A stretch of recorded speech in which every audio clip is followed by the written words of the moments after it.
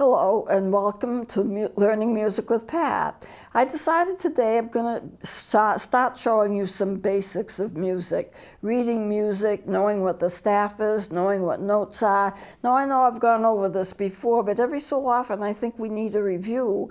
And since some people may be new to the show and haven't watched it a lot and don't know a lot about music, I want to make this as basic as I can. If you already know what I'm talking about, it can be a review for you. But music should not be hard to learn, and it should be fun to learn.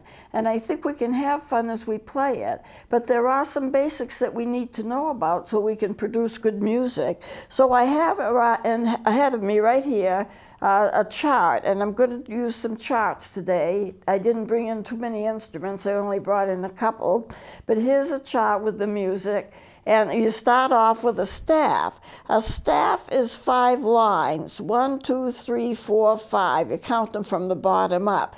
5 lines and 4 spaces. And we've gone over before what those notes are. For the spaces, this would be an F, this is an A, this is a C, and this is an E, and it actually spells face. For the lines, it's E, G, B, D, F. Every good boy does fine. Now this 4/4 is considered to be a time signature. The time signature tells you how many beats there are in a measure. And then it also shows you the bottom line, the bottom number shows you what kind of a note gets 1 beat. Well, a whole note is 4 beats in 4/4 time. It's just 1 note in the measure. So you would count that as being 4. If you were to split the whole note, you're going to get 2 half notes. Imagine that you're eating a pizza, or imagine that you're eating something that's round, like a pie or something. You cut it in half, you get 2 halves. 2 halves are going to equal the whole. Now, if you cut the 2 halves in half, then you're going to have 4 quarters. You cut it each way, and you have 4 quarters, and each quarter is 1 beat. Now, that 4 there stands for a quarter. There are 4 quarters in a measure, and so therefore a quarter note gets 1 beat. Now, this has all 4 beats because it's just 1 note. But here you have 4 quarters, and each one gets a beat. They're colored in, and they have a stem on them. The note body is the round part, and the stems are what is sticking up straight. Then after that, if you were to take the quarters and you were to split them in half, you would get 1/8 notes. And you notice that there's a line that connects the 1/8 notes. That's considered to be a flag. Each one is considered to be a flag. And if you cut the 1/8 notes, you would get 16ths. Each 1/8 note would be a 16th. So you would have 2 16ths, 2 16ths, 2 16ths, 2 16ths, and they have 2 flags. They have 2 lines across.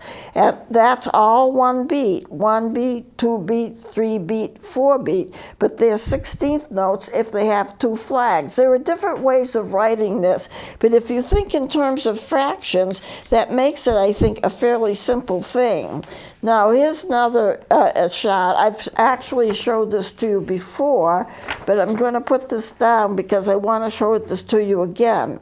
Here's your whole note. Split it in half, and you have 2 half notes. Split the half notes in half, and you get quarter notes. 2 quarters for each half. So 2 quarters makes a half, 2 halves make a whole. You split the quarter and you get 2 1/8 notes for every quarter, and this is the flag. You can also write it this way with a little thing sticking out to one side. That's also a flag. If you have connecting notes, this is considered to be a flag for both of them. This is a flag for all 4 of them. So the note body, the stem, the little flag sticking out, and here's a flag, and here's a flag. Now, if you are to take the 1/8 and put them in half, then you're going to get 16th notes. So 2 16ths for every 1/8, and it goes along like that. And you notice this is 2 lines. That's like 2 flags. Or you can write it like this: a note and 2 flags like that. It's the same thing. If you are to to separate the 16ths and split them up, you're going to get 32nd notes. 32nd notes have 3 flags on them, and you get 2 32nd notes for every 16th note. And if you want to split the 32nds in half, you would get 64th notes, which has 4 flags on it. So you know how fast a note is, you know what part it plays by looking at the number of the flags or the stems or whether the note is colored in. It's not that hard to read music. You have to think of music as being a language, because it is. And when you understand that, you read it. And you know, the phrase that people use is, can you read music? Well, you do read music. You read it like a language. It's a language on its own. And it's very mathematical. Another way of showing this, here's your whole note, split it in half, 2 halves. Half notes, split it into 2 quarters. Quarter note, split it into 2 eighths. Eighth notes split into 2 16ths. 16th notes split into 2 32nd notes. 32nd notes split into 2 64th notes. Now, you're not going to get much faster than that. And it's going to be hard to read if you wanted to go beyond 64th notes. I have never seen any music that's written beyond the 64th notes. I've seen a lot of difficult music written with all of these, but not to split the 64th into a faster group. Here's another way of showing it. Whole, 2 halves, 2 quarters for each half, 2 16ths for each quarter, 2 16ths for each eighth if you split it in half. Whole, half, quarter, eighths, and 16ths. And then the whole, half, quarter, 16ths, eighths, and then 16ths, and I didn't go beyond it at that point. We would not, in a class like this, be going beyond probably the 16th notes, because you can get a lot of really fast music in playing the 16th notes, and I think there's no reason for us to go any further than that if we're looking at the speed of notes. Now, in timing, how do you count the timing? Well, this is a treble clef. The treble clef is for most of the recorders, saxophones, clarinets, the melody instruments. The instruments are basically the woodwinds, and some of the brass as well. This says 3/4.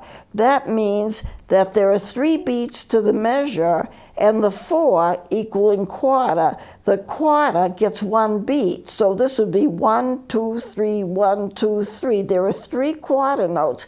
Each quarter note gets 1 beat because of the 4th. The 4th note equals the quarter, and that gets 1 beat. So it's like a waltz. 1, 2, 3, 1, 2, 3, 1, 2, 3, 1, 2, 3, 1, 2, 3, 1, 2, 3, 1, 2, 3, 1, 2, 3. And that's how you would count it. Since this is a whole note, you give it 3 beats because it's going to be worth whatever the time signature says it's worth. And since there are 3 beats to the measure, this whole note is worth 3 beats. Now, what if I had the music written as a 4/4 time instead of 3/4 time? If it was 4/4 time, then that would be worth 4 beats. It is worth whatever the time signature says. I have 1 sharp there, and that 1 sharp it is an F sharp, so this is in the key of G. There is a way of figuring that out. I'm not going to go into that today, but there is a way of figuring it out. Now, here is 6/8 time. This song, I want to tell you, is exactly the same as this song, but I've written it in a different time signature. This is 6 beats to a measure, and the 8th note gets 1 beat. The 8th note is that type of note that has 1 flag. This is 1 flag, 1 flag, 1 flag. Now that 1 line is a single flag for all of those 3 notes.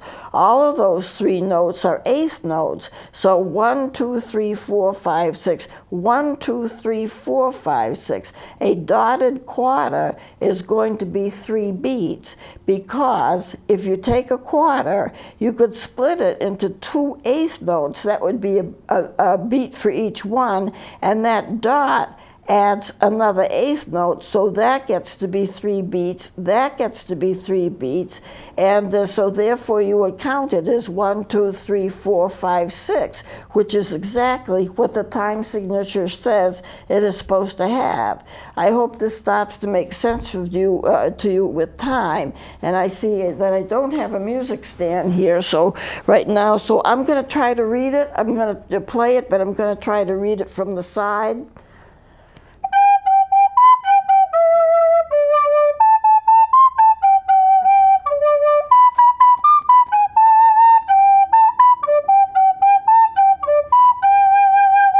It's a very simple song, and I wrote it for that purpose, for it to be simple, so you can count the timing. 1, 2, 3, 1, 2, 3, 1, 2, 3, 1, 2, 3.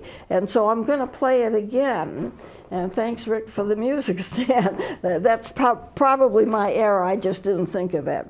So let me play it once again. I think I've got 2 copies. Usually when I write music for a class, I make 2 copies. I make a copy for myself to read, and then I make a copy for the students to look at it so they can see what I'm doing. So this is a real simple waltz that I wrote for this class, and it's 3/4 time, and you count it as 1, 2, 3, 1, 2, 3, 1, 2, 3, 1, 2, 3. Notice I did not put anything in terms of how fast it should go. And because I don't care right now how fast. You can play it faster and faster, but as you are practicing this, what you need to remember is you always start slow. If you're going to practice this, you start slow and you get one measure done and another measure done, and you just count it out and you learn how to play it. And then if you want to take it faster, you can. Now, some songs are written to be fast, some songs are written to be slow. This, it really doesn't matter because of the way I wrote it, it doesn't matter. But if you count 1, 2, 3, 1, 2, 3, 1, 2, 3, 1, 2, 3, they're whole notes, but a whole note is worth whatever the time signature says, so that says 3/4 time, and so I'm going to count it as 3 beats here, 3 beats here. A beat for each one of these. You notice this is a sharp. That G is sharp, and what happens is that as you sharp the G, it actually makes it like a half a step higher than it would be if it were a plain G. A sharp will raise a piece or raise a note 1/2 step. A flat will make this note 1/2 lower, 1/2 step lower, sharps 1/2 step higher. So let me play this again. I'm not going to play it fast. Try to follow me on the first part of it, and then we'll go to the second, which really is exactly the same song, but we'll try the top and see if you can follow as I'm playing by counting it to yourself.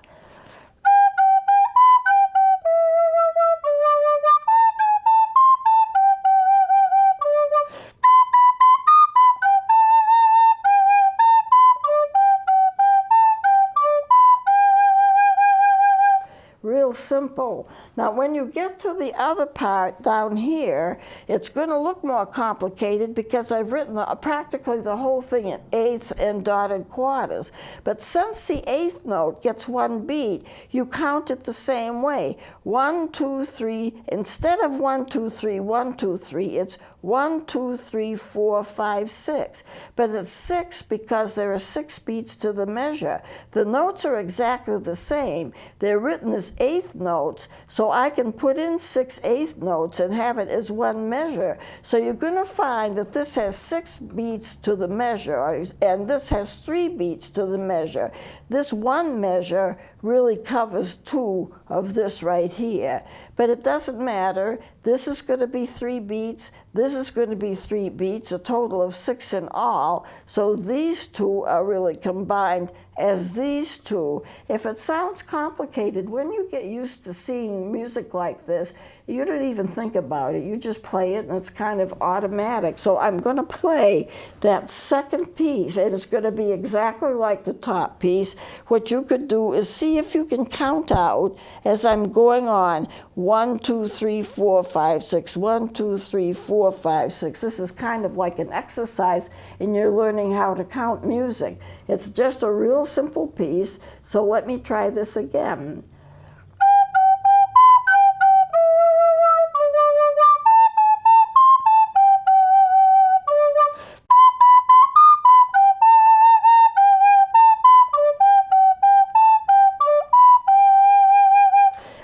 I did something else too, and it may be hard for you to see it.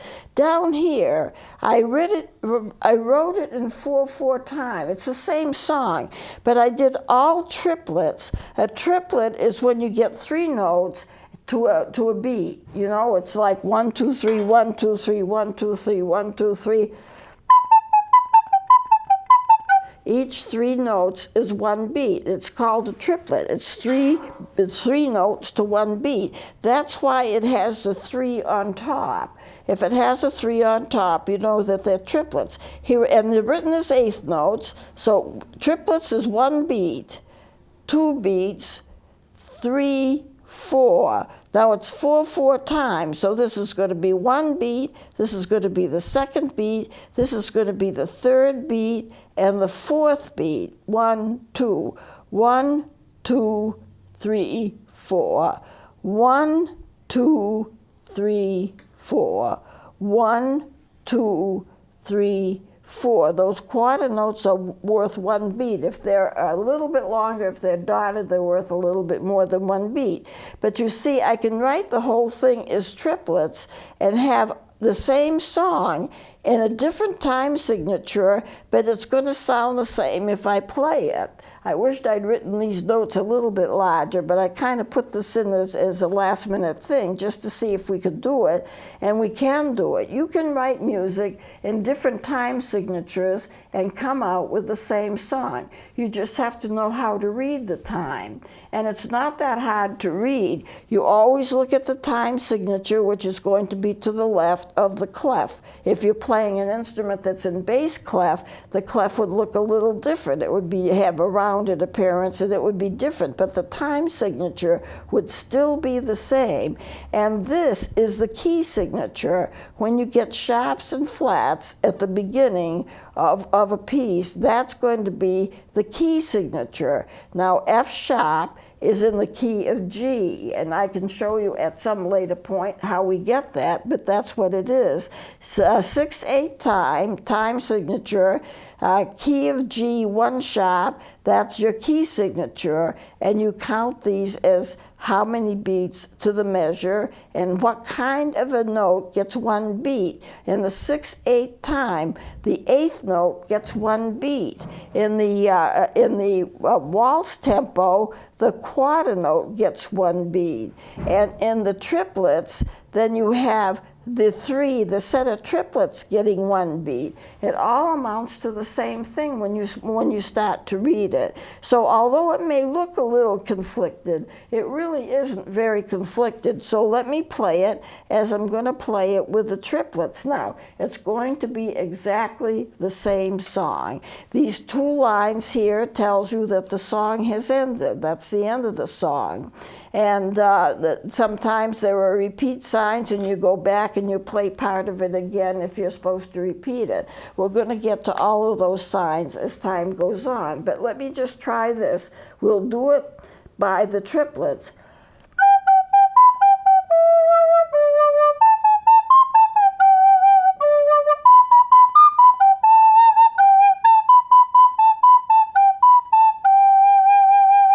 I did change the ending a little bit, but not a lot. I just didn't have enough room to put it in the lower note, so I did it a little bit differently.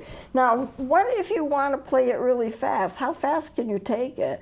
I don't have any sign on here to indicate how fast it's supposed to be. If I wanted it slow, I might put it something like moderato or slowly or something like that. There would be a term I would use, or I'd use a sign for fast or slow. Also, I didn't put any signs on it as to how loud or how soft you should hear it.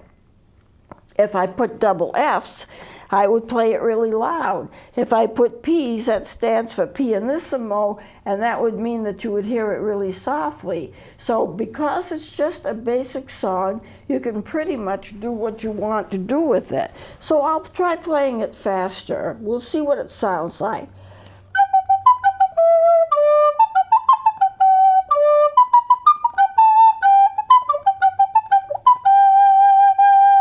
Not bad. Or I could make it much slower.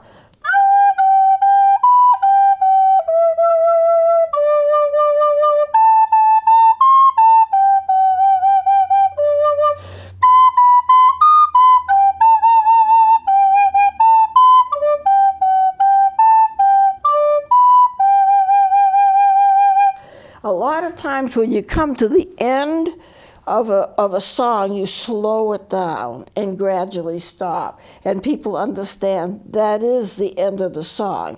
On some songs, you speed it up. But on a lot of songs, you slow it down, especially if you're not going too fast to begin with. On something like this, if I wanted to play it really fast, I might want to take it fast right until the end and then abruptly stop. That's okay too. The composer has the right to write the music any way that they want to write it. And if you do that, then you just write what you want. If you have a song that comes to your mind and you haven't heard it before and you think it may be something that your mind is giving you, then it is good for you to write it down, because you're not going to be able to keep it if you don't write it down. It's not going to last forever. As soon as you're thinking of something else, it's going to go away. So it's interesting, if you want to write, you need to know, you need to have an instrument on hand or maybe a tape recorder to sing into, and then write the notes down so that they match what you're singing or what you're playing,